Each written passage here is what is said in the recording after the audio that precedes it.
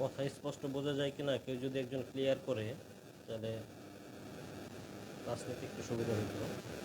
আমার কথা কি স্পষ্ট বোঝা যায়? কেউ একজন একটু কমেন্টে জানাই দিন। আজকে আমাদের যে আলোচনার বিষয় সেটা হলো পিত্তরস, যে যকৃতের নিঃসরণ বা যকৃতে যে উৎপন্ন হয় পিত্তরস, সেই পিত্তরস নিয়ে আজকে আমরা আলোচনা করব। যে যকৃতের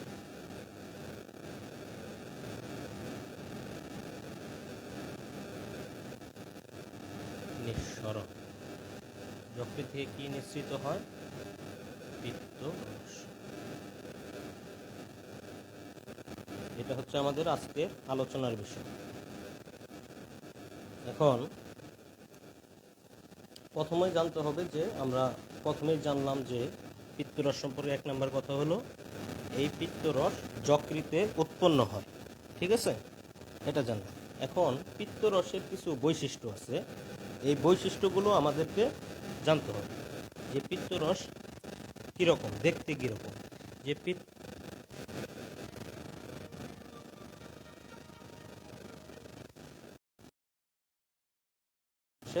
কিছু বৈশিষ্ট্য আছে সেগুলো জানতে হবে। যে পিত্তরসের বৈশিষ্ট্য, আমরা যদি একটা হেডিং দেই পিত্তরসের বৈশিষ্ট্য,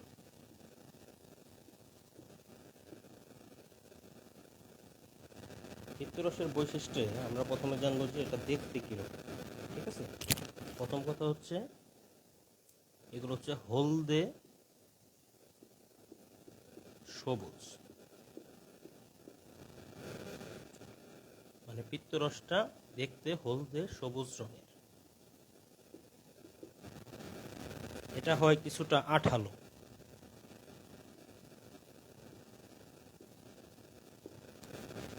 হলদে সবুজ রঙের এবং কিছুটা আঠালো, এবং এর স্বাদ হচ্ছে তিক্ত,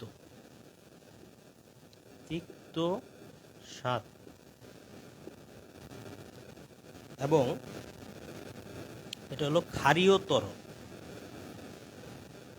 ক্ষারীয় তরল।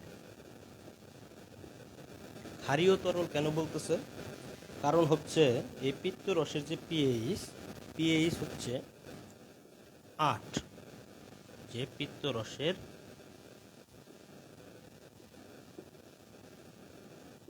পিএইচ হচ্ছে 8। এই হলো কয়েকটা বৈশিষ্ট্য, যে পিত্তরসের দেখতে কেমন, এটা হলদে সবুজ রঙের, এটা হলো আঠালো প্রকৃতির, এবং এটা তিক্ত স্বাদযুক্ত, এটা একটা ক্ষারীয় তরল, কারণ এর পিএইচ হলো 8।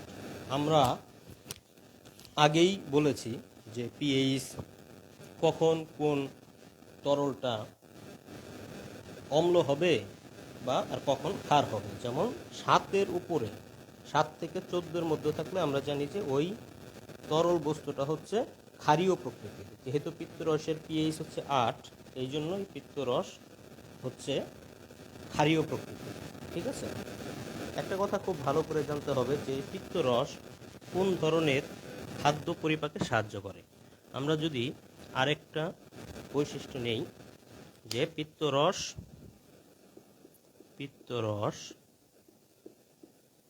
শুধুমাত্র, খুব ইম্পর্টেন্ট কথা, শুধুমাত্র লিপিড জাতীয়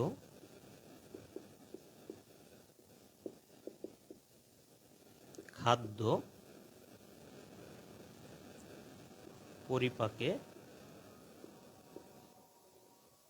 অংশ নেয়। তাহলে কয়েকটা বৈশিষ্ট্য আমরা জেনে ফেললাম। এই পিত্তরস শুধুমাত্র লিপিড জাতীয় খাদ্য। আমরা জানি যে আমাদের প্রধান খাদ্য হচ্ছে 3 ধরনের, একটা হচ্ছে শর্করা, একটা হচ্ছে প্রোটিন, আর একটা হচ্ছে লিপিড। এই পিত্তরস শুধুমাত্র কোন ধরনের? এই লিপিড জাতীয় বা স্নেহ বা চর্বি, আমরা যেটাই বলি লিপিড, স্নেহ, চর্বি সবই এক, এই ধরনের খাদ্য পরিপাকে শুধুমাত্র সাহায্য করে, ঠিক আছে। তাহলে আমরা পিত্তরসের কিছু বৈশিষ্ট্য জেনে নিলাম। প্রথম বৈশিষ্ট্য বললাম কি, এটার কালার, রংটা কীরকম, এটা হলদে সবুজ। এরপর বললাম এটা কি ধরনের, আঠালো প্রকৃতির, আঠালো প্রকৃতির। এরপর জানলাম যে পিত্তরস এক ধরনের ক্ষারীয় তরল এবং এর পিএইচ হচ্ছে 8। আরেকটা কথা বললাম যে পিত্তরস শুধুমাত্র লিপিড জাতীয় বা চর্বি জাতীয় বা স্নেহ জাতীয় খাদ্য পরিপাকে সাহায্য করে। এখন এই পিত্তরস যকৃতে তৈরি হইলেও কিভাবে এটা ডিউডেনামে আসে আমরা এটা জানি। পিত্তরসের গতিপথ,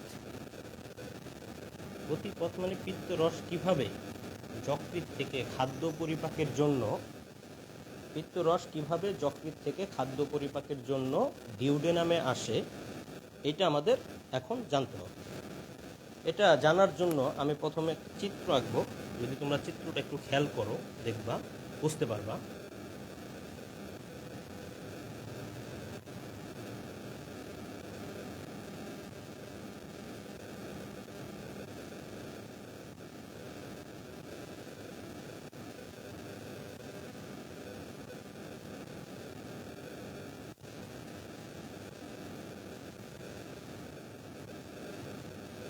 এই চিত্রটা আমি আগেও এঁকেছি, তোমরা দেখেছো। তোমাদের সুবিধার জন্য চিত্রটা আমি আবার আজকে আঁকছি। প্রথম ক্লাসে আমি এই চিত্রটা নিয়ে আলোচনা করছি।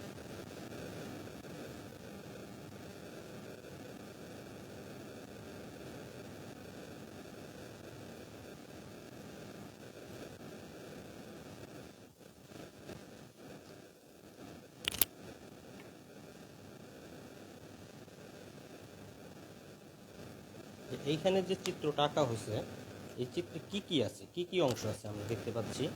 যে এই যে উপরে যে অংশটা, এই অংশটার নাম হচ্ছে অন্ন নালী, অন্ন নালী। এরপরে এই যে এখানে যে থলের মতো অংশ আছে, এই অংশটার নাম কি, এই অংশটার নাম হলো পাকস্থলী।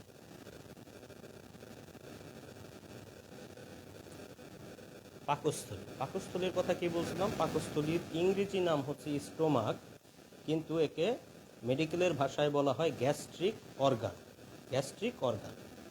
এরপরে এই দিকে যে লাল কালার দিয়ে যে অংশটা আঁকা হয়েছে এটার নাম হলো যকৃৎ, এবং এই নিচের দিকে থলের মতো আরেকটা অংশ ছোট থলের মতো আঁকা হয়েছে, এটার নামই হচ্ছে পিত্তথল। এরপর এই যে পাকস্থলী, পাকস্থলীর পরে এই যে বাঁকানো যে অর্ধবৃত্তাকৃতির একটা অংশ আছে, এই অংশটাকে বলা হয় হচ্ছে ডিউডেনাম।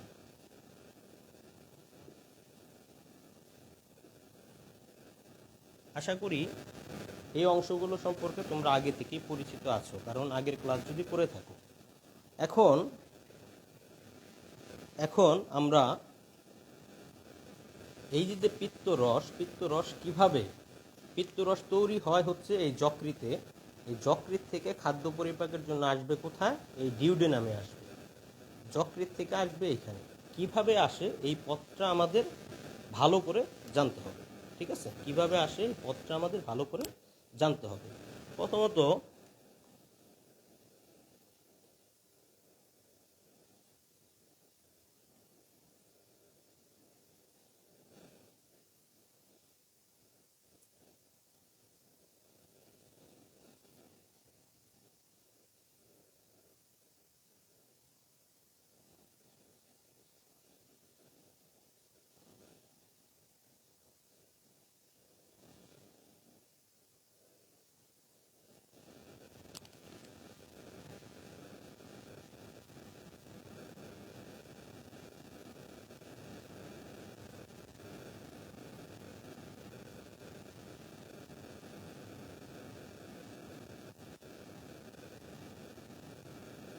দেখো একটা নালী আঁকা হয়েছে, বেসিক্যালি এখানে কি কি আছে, এখানে কি কি আছে এটা আমাদের বুঝতে হবে। যে আমরা জানি যকৃতে কি থাকে, যকৃতে যকৃৎ কোষ থাকে, যেগুলোকে হেপাটিক কোষ বলা হয়। এই যকৃৎ কোষগুলোতে কি হয়, এই পিত্তরস তৈরি হয়। তৈরি হওয়ার পরে সেই পিত্তরস কোথায় আসে, এই যে একটা নালী আছে, এই যে একটা নালী আছে, এই নালীটার নাম হচ্ছে এই নালীটার নাম হচ্ছে ডান যকৃৎ নালী। ডান যকৃৎ নালী। তাহলে এইটার নাম কি? এটার নাম হলো বাম যকৃৎ নালী।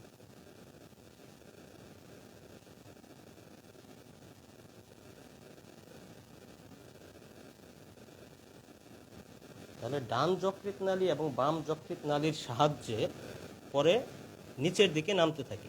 নিচের দিকে নামতে থাকে যখন, তখন এইখানে আসে এই যে অংশটা, এই অংশটাকে বলা হয় অভিন্ন যকৃৎ নালী। অভিন্ন যকৃৎ নালী। তাহলে আমরা এখানে কি দেখলাম? যে পিত্তরস যকৃতের যে যকৃৎ কোষ আছে, যকৃৎ কোষে উৎপন্ন হয়ে ডান যকৃৎ নালী এবং বাম যকৃৎ নালীর মাধ্যমে অভিন্ন যকৃৎ নালী পথে আসে। আসার পরে এই যে এইখানে একটা নালী আছে, এই নালীটার নাম হচ্ছে পিত্তনালী। পিত্তনালী। তাহলে ডান যকৃৎ নালী বাম যকৃৎ নালী হয়ে অভিন্ন যকৃৎ নালীতে আসে। অভিন্ন যকৃৎ নালী থেকে বেশিরভাগ পিত্তরস এই পিত্তনালীর মাধ্যমে কোথায় আসে? এই পিত্তথলিতে আসে। ঠিক আছে, এই পিত্তথলিতে আসে। তাহলে এই পিত্তথলিতে কি হইল? এই যকৃৎ রস জমা রইল।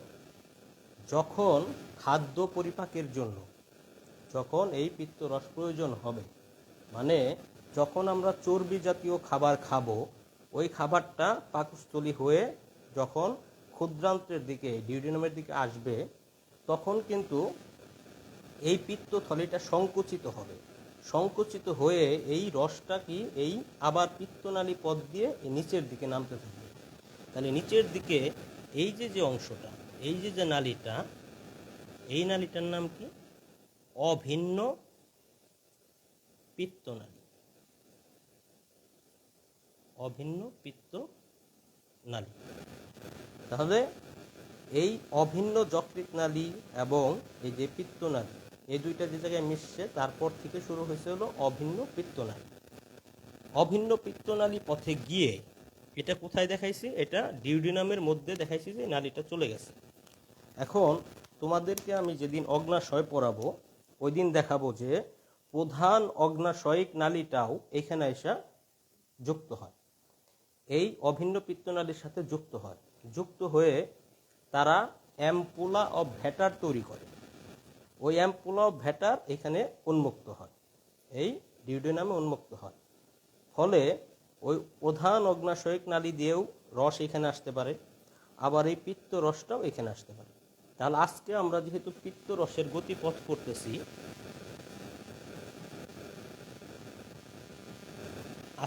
আমরা পিত্ত রসের গতিপথ করতেছি, তাহলে আমাদের খেয়াল রাখি আমরা কি কি বললাম। মানে পিত্ত রস কিভাবে খাদ্য পরিপাকের জন্য যকৃৎ থেকে কিভাবে এই ডিউডিনামে এসে পৌঁছায়।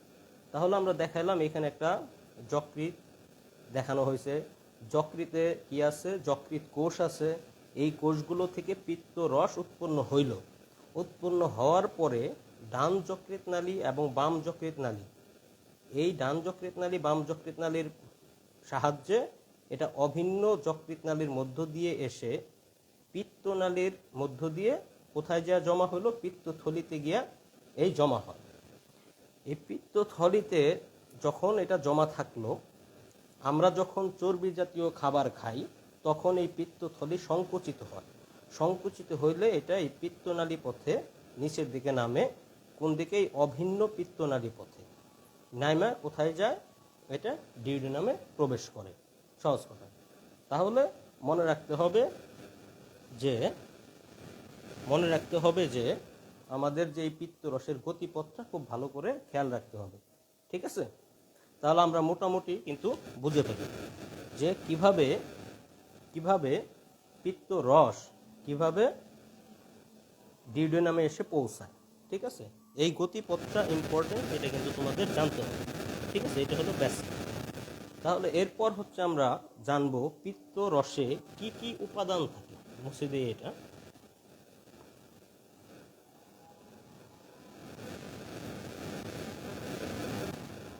যে পিত্তরসের উপাদান পড়ব আমরা।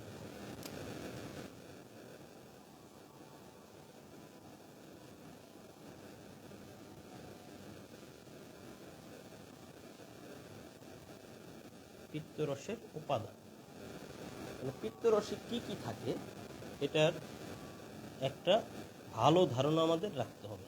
ঠিক আছে, দেখো প্রথমেই থাকে কি পানি।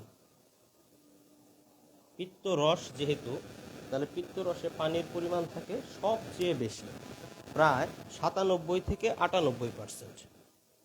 তাহলে পানি থাকে 97 থেকে 98%। তাহলে পিত্তরসে সবচেয়ে বেশি কি থাকে যদি বলা হয়, তাহলে কিন্তু বলতে হবে পানি। সবচেয়ে বেশি থাকে পানি, এবং এটার শতকরা হিসাবটা মনে রাখতে পারলে ভালো, মনে না রাখতে পারলেও খুব বেশি সমস্যা নাই। কিন্তু এর পরের উপাদানটা যদি আমরা লিখবো হলো পিত্ত লবণ। পিত্তরসে পিত্ত লবণ থাকে, এইটার শতকরা পরিমাণটা আমাদের অবশ্যই মনে রাখতে হবে। এটা থাকে মাত্র 0.8%। এতটুকু থাকে হলো পিত্ত লবণ। বলছে এই পিত্ত লবণ হলো দুই ধরনের থাকে। পিত্ত লবণ দুই ধরনের থাকে, একটা হচ্ছে সোডিয়াম টোরোকোলেট,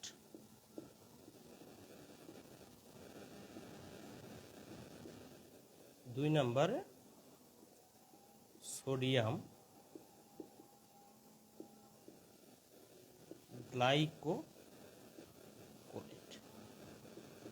এই দুই ধরনের পিত্ত লবণ থাকে হচ্ছে পিত্তরসে। নাম দুটা খুবই ইম্পর্ট্যান্ট, মনে রাখতে হবে। এবং কত পার্সেন্ট থাকে? 0.8% থাকে পিত্ত লবণ। এরপরে আমরা যে উপাদানটা লিখব সেটা থেকে হলো পিত্তরঞ্জক।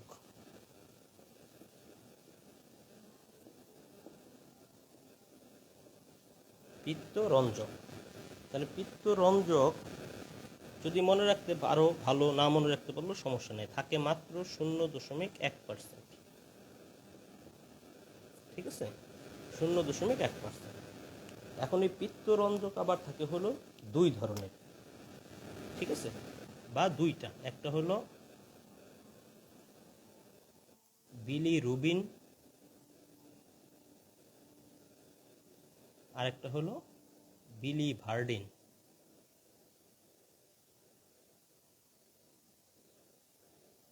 বিলিরুবিন, বিলিভার্ডিন, তাহলে দুই ধরনের পিত্তরঞ্জক থাকে। তাহলে আমরা যা যা তখন পড়লাম তার মধ্যে দেখো, পানি পড়লাম সবচেয়ে বেশি পরিমাণে থাকে, পিত্ত লবণ থাকে হলো দুইটা, সোডিয়াম টোরোকোলেট, সোডিয়াম গ্লাইকোকোলেট, এবং পিত্তরঞ্জকও থাকে হলো দুইটা, দুই ধরনের, একটা হচ্ছে বিলিরুবিন আর একটা হচ্ছে বিলিভার্ডিন। ঠিক আছে, এছাড়া এটাকে আমি একটু আরও কিছু উপাদান থাকে নিচের দিকে নিয়ে আসি, যে আরও কিছু অজৈব লবণ থাকে, কিছু অজৈব লবণ থাকে। কি কি থাকে? যেমন সোডিয়াম ক্লোরাইড থাকে, পটাশিয়াম ক্লোরাইড থাকে, ক্যালসিয়াম ক্লোরাইড থাকে, তারপর হচ্ছে বাইকার্বনেট এবং ফসফেট। ফসফেট থাকে, এগুলো সংকেত দেখলাম যে এই যে বিভিন্ন ধরনের অজৈব লবণ থাকে, sodium chloride, potassium chloride, calcium chloride, bicarbonate এবং ফসফেট। এছাড়া আরও কিছু ফ্যাট এবং কোলেস্টেরল থাকতে পারে। ফ্যাট আর একটা হচ্ছে কোলেস্টেরল।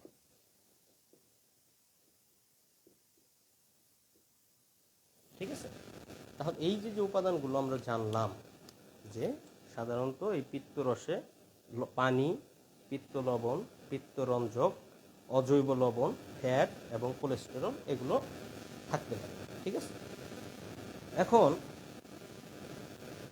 এখন আমরা জানব যে এই যে উপাদানগুলো আছে, এই উপাদানগুলো আমাদের কি কাজ করে, আমাদের এই উপাদানগুলোর আসলে কাজ কি। মানে এটা প্রথমেই একটা কথা বলে নিছি, পিত্তরস শুধুমাত্র লিপিড জাতীয় খাদ্য পরিপাকে সাহায্য করে। এখন এই যে লিপিড জাতীয় খাদ্য পরিপাকে সাহায্য করবে, এটা কিভাবে করে এটা আমরা এখন জানব। এটা জানার জন্য আমাদের সবচেয়ে গুরুত্বপূর্ণ উপাদান হচ্ছে এখানে পিত্ত লবণ। এটা সম্পর্কে আমাদের আগে জানতে হবে। আমরা সব মুছে দিলাম, শুধু পিত্ত লবণ রাখলাম। ঠিক আছে, তাহলে পিত্ত লবণ হচ্ছে দুই ধরনের, একটা হলো সোডিয়াম টোরোকোলেট আর হলো সোডিয়াম গ্লাইকোকোলেট। এখন এই পিত্ত লবণের কাজ কি? পিত্ত লবণের তিনটা কাজ আছে, ভালো করে মনে রাখতে হবে। এই তিনটা কাজ ভালো করে মনে রাখতে হবে। যে অগ্নাশয় থেকে একটা এনজাইম নিঃসৃত হয়, তার নাম হচ্ছে লাইপেজ। অগ্নাশয় থেকে একটা এনজাইম নিঃসৃত হয়, তার নাম হচ্ছে লাইপেজ। অগ্নাশয় থেকে যখন এটা নিঃসৃত হয় তখন এটা নিষ্ক্রিয় অবস্থায় থাকে। এটা যখন এই পিত্ত লবণের সংস্পর্শে আসে বা সাথে মিশে তখন এটা সক্রিয় হয়। তাহলে এই যে লাইপেজ এনজাইম, এটা কি চর্বি পরিপাককারী এনজাইম বা লিপিড পরিপাককারী এনজাইম। তাহলে লিপিড পরিপাককারী এনজাইম লাইপেজকে সক্রিয় করে। আমরা বলতে পারি লিপিড পরিপাককারী এনজাইম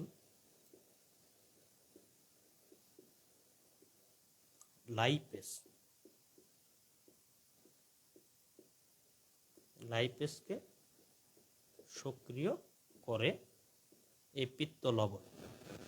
তাহলে একটা ফাংশন আমরা জেনে ফেললাম যে পিত্ত লবণের একটা কাজ হলো লিপিড পরিপাককারী যে এনজাইম লাইপেজ, এই লাইপেজকে কি করবে?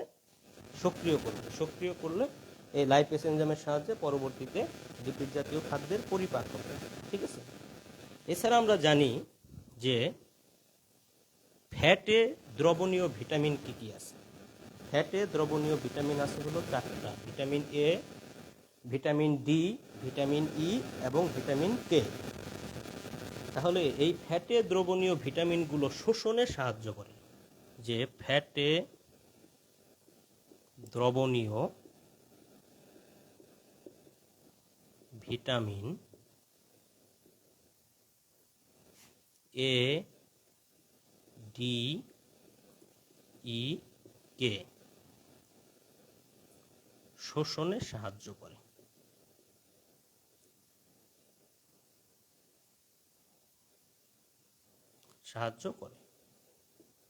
তাহলে এটা হলো 2 নাম্বার ফাংশন গেল। কার ফাংশন এগুলো? এগুলো পিত্ত রসের উপাদান, পিত্ত লবণের ফাংশন। তাহলে 2 নাম্বার ফাংশন হচ্ছে বা কাজ হচ্ছে ফ্যাটে দ্রবণীয় vitamin A, vitamin D, vitamin E, vitamin K শোষণে সাহায্য করে। ঠিক আছে, এবং এটার আরেকটা কাজ আছে। আমি এই প্রথম কাজটা মুছে দিই এখান থেকে। যে 3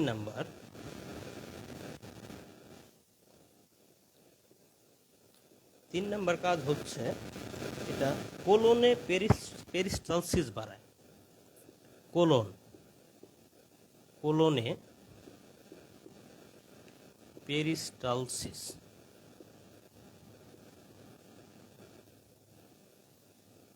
বাড়িয়ে মল নিষ্কাশনে সাহায্য করে। মল নিষ্কাশনে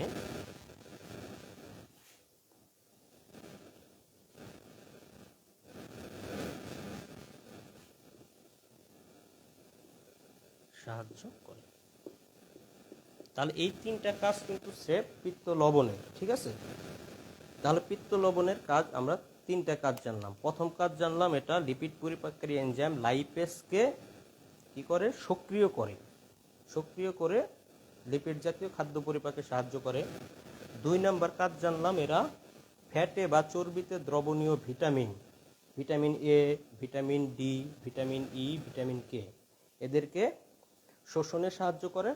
এবং 3 নাম্বার কাজ হচ্ছে এরা কোলনে পেরিস্টালসিস বাড়িয়ে মল নিষ্কাশনে সাহায্য করে। এখন কোলন সম্পর্কে তো আমরা জানি যে এটা একটা বৃহদান্ত্রের অংশ। কোলন কি ছিল আমরা দেখছি। কোলনের ওইখানে ছিল ঊর্ধ্বগামী কোলন, অনুপ্রস্থ কোলন, নিম্নগামী কোলন এবং সিগময়েড কোলন। এই যে কোলনের কয়েকটা পার্ট ছিল, এই পুরাটারই কি বাড়ায়, পেরিস্টালসিস বাড়ায়। পেরিস্টালসিস শব্দের অর্থ কি? পেরিস্টালসিস মানে কি? পেরিস্টালসিস মানে ওই যে কোলন, ওই যে নালীটার সংকোচন প্রসারণ করাইতে সাহায্য করে। ঠিক আছে, নারীটায় নড়াচড়া করায়, সহজ কথা করায় এই মল নিষ্কাশনে সাহায্য করে এই পিত্ত লবণ। ঠিক আছে, এখন আমরা এখন যা পড়লাম সব হলো পিত্ত লবণ। পিত্ত লবণের কাজ পড়লাম, যা পিত্ত রসের একটা উপাদান। এখন আমরা পিত্ত রসের আরো অন্যান্য কিছু কাজ আছে, এই কাজগুলো পড়ব। যেমন আমরা এইখানে দিলাম 4 নাম্বার কাজ কি, পিত্ত রসের কাজ কি। ঠিক আছে, এই 4 নাম্বার কাজ জানার আগে আমাদের একটা শব্দ সম্পর্কে জানতে হবে, সেটা হলো ইমালসিফিকেশন। ইমালসিফিকেশন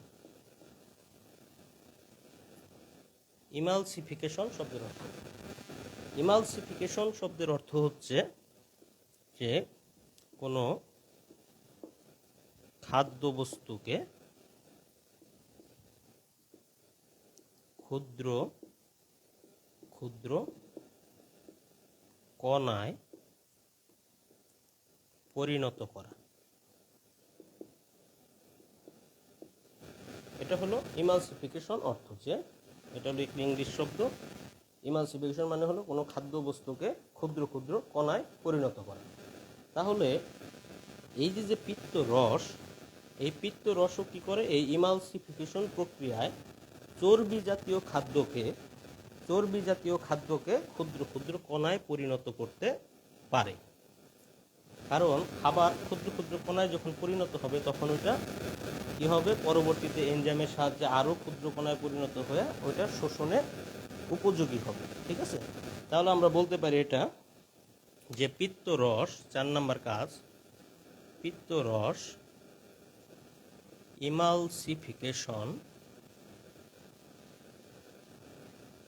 ইমালসিফিকেশন প্রক্রিয়ায়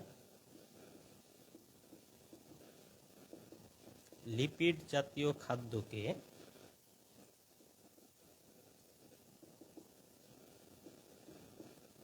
ক্ষুদ্র ক্ষুদ্র কণায় পরিণত করে।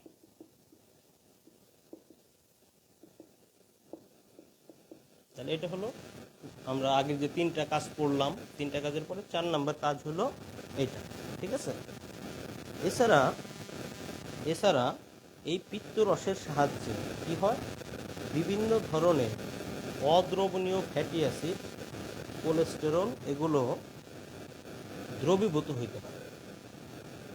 অদ্রবণীয় ফ্যাটি অ্যাসিড, কোলেস্টেরল দ্রবীভূত করে সেগুলো শোষণের উপযোগী করতে পারে। ঠিক আছে, যে হাইড্রোট্রপিক প্রক্রিয়ায়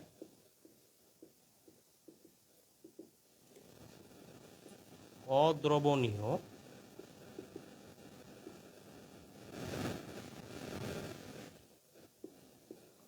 ফ্যাটি অ্যাসিড, কোলেস্টেরল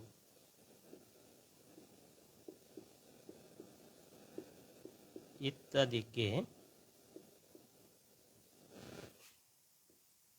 দ্রবণীয় করে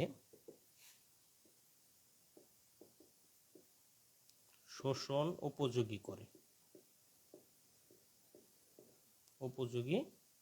করতে পারে।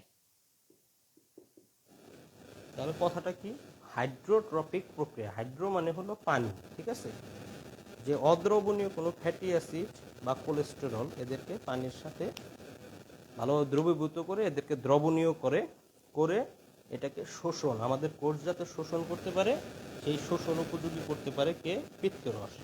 তাহলে পিত্ত রসের সাহায্যে কি হইতে পারে, ইমালসিফিকেশন প্রক্রিয়ায় লিপিড জাতীয় খাদ্য ক্ষুদ্র ক্ষুদ্র অংশে ভাগ হইতে পারে। আবার বিভিন্ন অদ্রবণীয় ফ্যাটি অ্যাসিড, কোলেস্টেরল এগুলোও দ্রবীভূত হয়ে শোষণ উপযোগী হতে পারে। ঠিক আছে, এছাড়া আমাদের শরীরে কিছু বিষাক্ত পদার্থ আছে, যেমন বসা পদার্থ তৈরি হয়, যেমন কপার, তারপরে তৈরি হতে পারে মার্কারি, তারপরে তৈরি হতে পারে জিঙ্ক, এছাড়া কিছু টক্সিন জাতীয় পদার্থ। তাহলে এটা হলো আমার 6 নাম্বার কাজ, যে পিত্তরসের মাধ্যমে কি হইতে পারে, ওই ক্ষতিকর বস্তুগুলো শরীর থেকে বের হয়ে যেতে পারে। পিত্তরসের মাধ্যমে কি কি, কপার, তারপরে জিঙ্ক, এরপর আছে মার্কারি,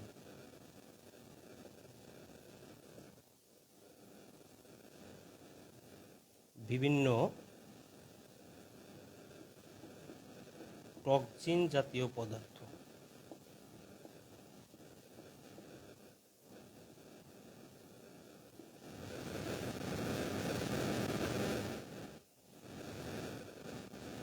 এরপরে আছে হলো কোলেস্টেরল ইত্যাদি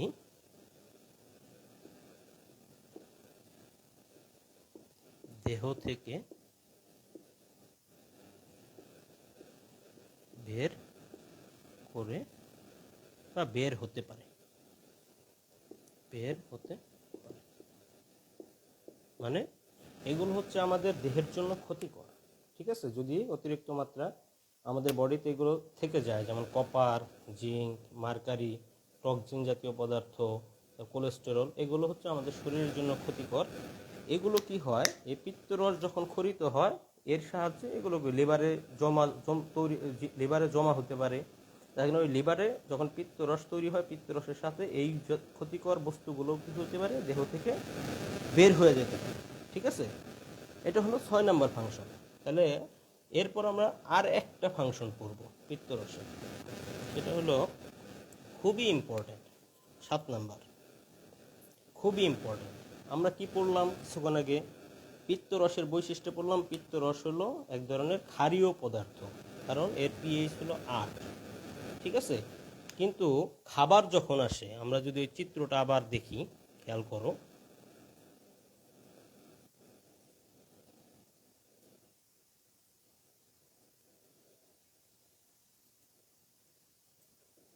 যে খাবার যখন আসে, খাবার প্রথমে এই অন্ননালী হয়ে কোথায় আসলো, পাকস্থলীতে আসলো। পাকস্থলী হয়ে খাবারটা কোথায় যাবে, এই ক্ষুদ্রান্ত্রের দিকে আসবে। ঠিক আছে, আমরা দেখাইলাম, এইভাবে দেখাই যে খাবার আসতেছে, পাকস্থলীতে আসলো, ক্ষুদ্রান্ত্রে আসলো। এখন এই পাকস্থলীতে কি আছে, হাইড্রোক্লোরিক অ্যাসিড আছে।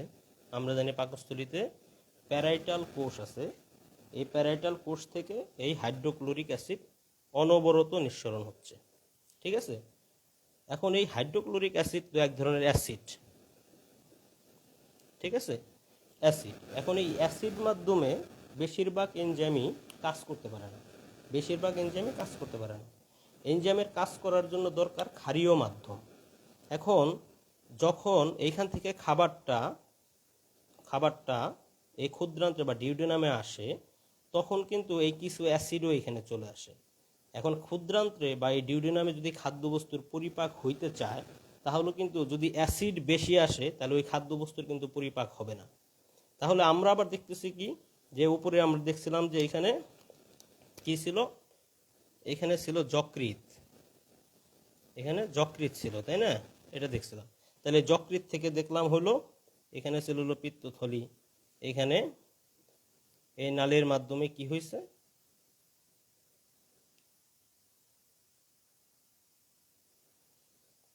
এইখানে এই পিত্তরসটা আসছে।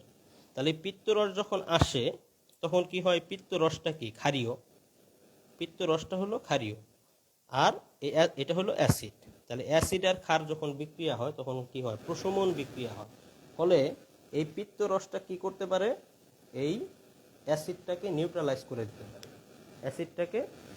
নিউট্রাল করে দিতে পারে। ঠিক আছে, এই নিউট্রাল যখন করে দেয় তখন কিন্তু খাদ্যবস্তু পরিপাকে সুবিধা হয়। ঠিক আছে, তাহলে আমরা এই 7 নম্বর কাজটাকে কিভাবে লিখতে পারি, 7 নম্বর কাজটাকে লিখতে পারি,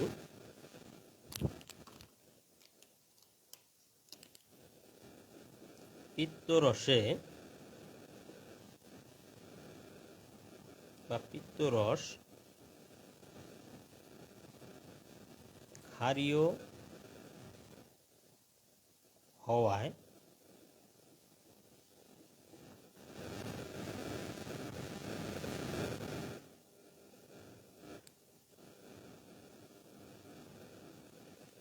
অম্লীয় মাধ্যমকে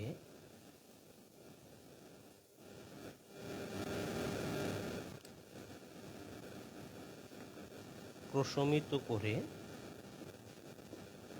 তাহলে পিত্তরস ক্ষারীয় হওয়ায় অম্লীয় মাধ্যমকে প্রশমিত করতে পারে, প্রশমিত করে সহজ কথায় খাদ্য পরিপাকে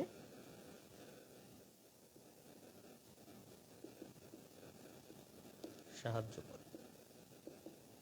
আর এটাও কিন্তু পিত্তরসের একটা কাজ, যেহেতু পিত্তরস কি ধরনের বললাম, এটা একটা ক্ষারীয় তরল। তাহলে যখন যেটা দেখাইলাম যে পাকস্থলীতে যে খাবারটা থাকে সেটা হলো অম্লীয় মাধ্যমে থাকে, ওইটা যখনই ক্ষুদ্রান্তে আসবে তখনই কি হবে, এই পিত্তরসের ক্রিয়ায় ওইটা প্রশমিত হয়ে, মানে অ্যাসিডটা প্রশমিত হয়ে যাবে, হয়ে গেলে তখন এই বিভিন্ন ধরনের এনজাইম এখানে খাদ্য পরিপাকে সহযোগিতা করতে পারে। ঠিক আছে? আচ্ছা, তাহলে আজকে আমরা যা পড়লাম সেটা হলো পিত্তরস সম্পর্কে আমরা ডিটেলস মোটামুটি জানার চেষ্টা করলাম। প্রথমে আমরা জানলাম যে পিত্তরসের যে বিভিন্ন বৈশিষ্ট্যগুলো জানলাম, এগুলো থেকে অবজেক্টিভে আসবে পরীক্ষায়। এছাড়া পিত্তরসের যে গতিপথ, এই চিত্র যদি তোমরা দেখো ভালো করে একটু, তাহলে আশা করি তোমাদের আর কোনো সমস্যা হবে না। ঠিক আছে?